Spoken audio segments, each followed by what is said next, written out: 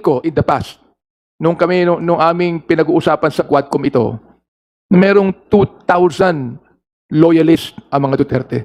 I heard during the Quadcom hearing na merong 2,000 na loyalists. Hindi necessarily security na loyalists na member ng mga Marines at member ng PNP ang mga Dutertes.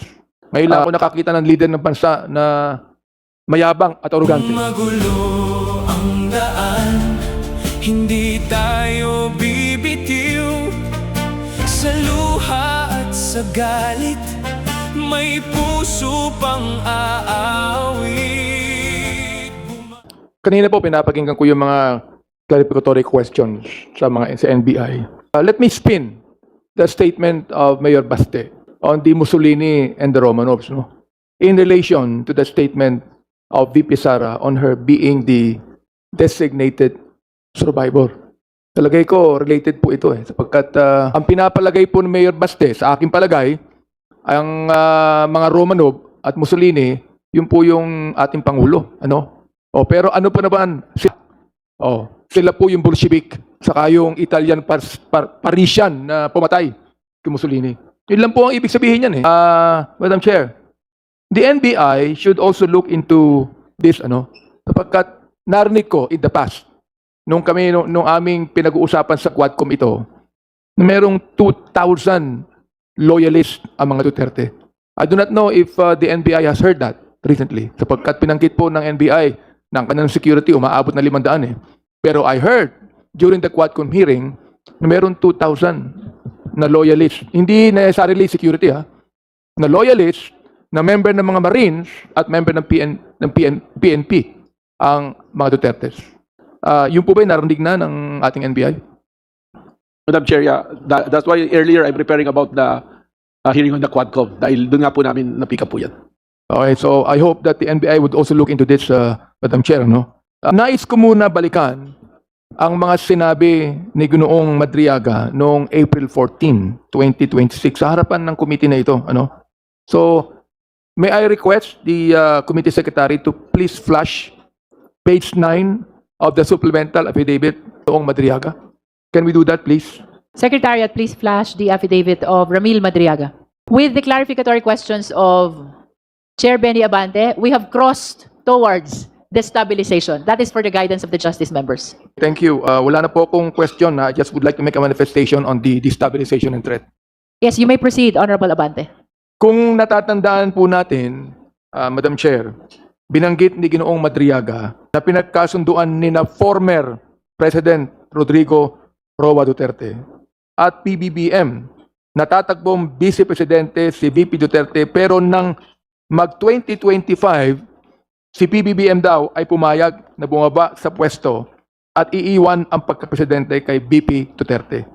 Ngayon, in relationship to what VP Sara has said, being the designated survivor, in relation din po sa sinabi ni Mayor Baste about the Romanov and Mussolini, ang general objective nito daw, sisiguruhin na si PBBM ay magiging presidente ng wala pang 4 na taon.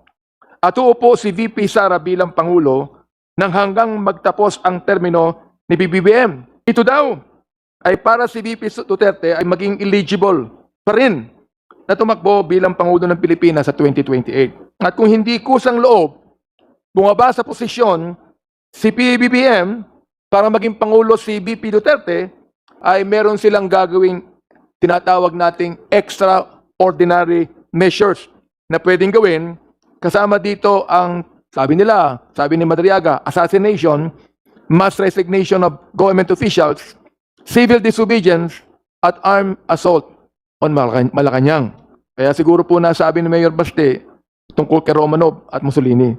Kung titingnan po natin ang mga naging aksyon ni VP Duterte at tulad sa mga nilahad sa paragraph 110 to 114 ng Sabaya Complaint, hindi siya nag-attend ng SONA noong 2024 at dineklara niya ang kanyang sarili bilang designated survivor. Galing po. Ngayon lang ako nakakita ng leader ng bansa na mayabang at arugante. Di ba? Ayan. At sumuporta sa mga prayer rally para sa akusadong si Kibuloy, kung saan nila kinestyon ang pagiging lehitimong presidente ni PBBM at gusto pa nga ni VP Duterte. Ang sabi po, napugutan ng ulo si PBBM na bigay po dyan sa video. So para sa akin, Madam Chair, hindi may iwasang mapansin na mga aksyon ni VP Duterte ay tugma sa inilahad ni Ginoong Madriaga. Yun lang po ang gusto kong sabihin. At Nagre-request din po sana ako, wag nang i-play yung mga video natin kasi ang sama po talaga tignan. Wag na pong i-play, baliktad. I've said this during the 19th Congress in one of our press cons, sabi ko. Ang joke po talaga dito is yung iniisip nila na joke o ka-joke. O pa-joke lang po, yung sinasabi nilang joke itong mga threat sa First Family. I believe this is a serious threat. At sigurado po ako na active threat ito sa buhay po ng Pangulo, ng First Lady at sa former Speaker. Hanggang ngayon, naniniwala po ako na ito ay active threat sa ating Pangulo. Kaya maganda rin po na nandito ang mga kasama po natin sa NBI at mga kasama po natin na kongresista. Sana po mabigyan po ng kaukulang atensyon to. Naghihiring na nga po tayo pero baka kailangan po tignan maigi ang seguridad ng ating Pangulo. We have to protect the President. We have to protect President Bongbong Marcos. And for my last manifestation, siguro direkta na po ito direkta ko pong kakausapin ng ating Pangulo na sa aming native na language. Aganad kayo po, Presidente, aduti dakas nga tao nga handag sardeng agaramid timadi. Tano lang hang kayong maalahan nyo magunod dato yung tagumpay para ti Presidency kin para ti Pilipinas. Thank you very much. We note Basta sinabi nung Madriaga noong April 14, 2026, dahil po nakikita natin may pwede po mag-establish ng motive o motibo para sa mga ginagawang threat or destabilization. Ang pagbabanta po sa buhay ng ating presidente ay hindi lang isolated incident. Ito po ay hindi ginagawa in the heat of the moment. Hindi lang po ito parang sasabihin mo na bigla. Mukhang ito po ay may isang extraordinary measure na ginagawa at ito po ang binanggit nga ni Madriaga doon sa kanyang testimony at kung hindi po bababa ang Presidente BBM. Nais ko lang po ipaalala at saka masabi sa ating mga kasamahan na ang pinakamakikinabang po dito sa kung mamatay ang ating presidente ay ang vice presidente. Dahil sa ilalim po ng konstitusyon, siya po ang aangat at magiging pangulo. So ito po ang isa sa troubling motive ng ating pinag-uusapan ngayon at ito po ang siguro ang end result na gusto nila mangyari. Madam Chair. Madam Chair.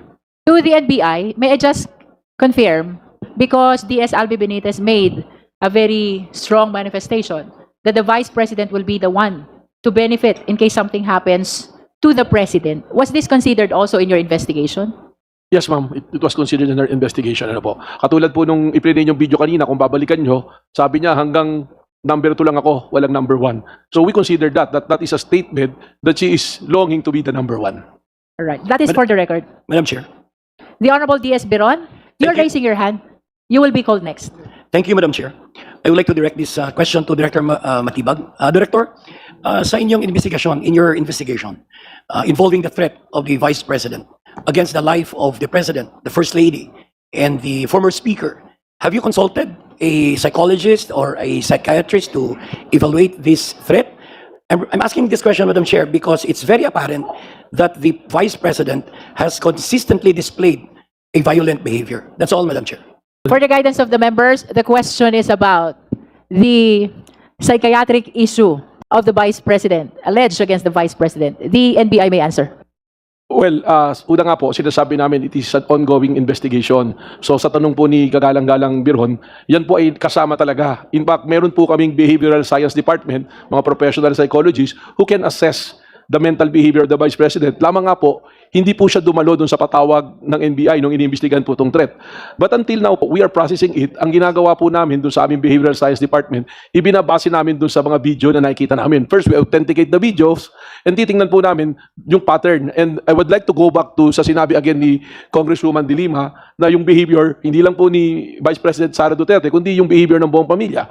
Just recently nga po, which part of our submission, yung video doon no April 13, yung rally dyan sa Club Pilipino, na may submission po kami niyan, baka po pwede nating ipakita rin yun. And later on, I will repair the question for a more detail kay R.D. Lotok dahil naging parte po na investigation yan. Madam Chair, can we have that video played? Yeah, Secretariat, please play the Thank you, video Madam in Chair. Club Filipino, referred to by Director Melvin Matibag. Sabihin na natin, may nakawan nangyari, bigayan ng pera, whatever. That should be enough. Nagkaroon na kayo ng presidente that tolerated it. So what's next? Dadagdagan nyo pa. Nagpasarap na kayo ng sobra-sobra. Gusto nyo pa. Kung swerte na kayo sa buhay, it's time you give back to the people. Huwag nyo pahirapan yung mga tao. Tama na yan. Kaya na yan. Siguro yung mga anak nyo maka-aral sa abroad, you can eat, in very nice restaurants. Tama na yan. That's Is this okay. the video, Isang Director ulo lang Matibag? naman ang kailangan namin. Ang ulo ni Bongbong Marcos! Can we play that part again? Because that is the reference of the NBI. The last part of the video, please play again. Back to the people. Huwag nyo pahirapan yung mga tao. Tama na yan. Kaya na yan. Siguro yung mga anak nyo maka-aral sa abroad, you can eat, in very nice restaurants. Tama na yan. That's okay. Isang ulo lang naman ang kailangan namin. Ang ulo ni Bongbong Marcos! Director Matibag? Yeah, that's the video, the last portion where he is referring to the ulo of Bongbong Marcos. And if you recall, on the previous videos that was shown, nandoon din po yung sinasabi rin ni Vice President Sara, ulo ni Bongbong Marcos. So those pattern of behavior, kasama po yan sa pag-aaral po ng mga eksperto namin sa psychology po. And I would like to refer to R.D. Lotok para discuss niya po doon sa portion ng grave threat, kasama po talaga yung proseso dapat na yan. With Bumangon ka, bayan ko, maririnig ka pa rin. Bumangon ka.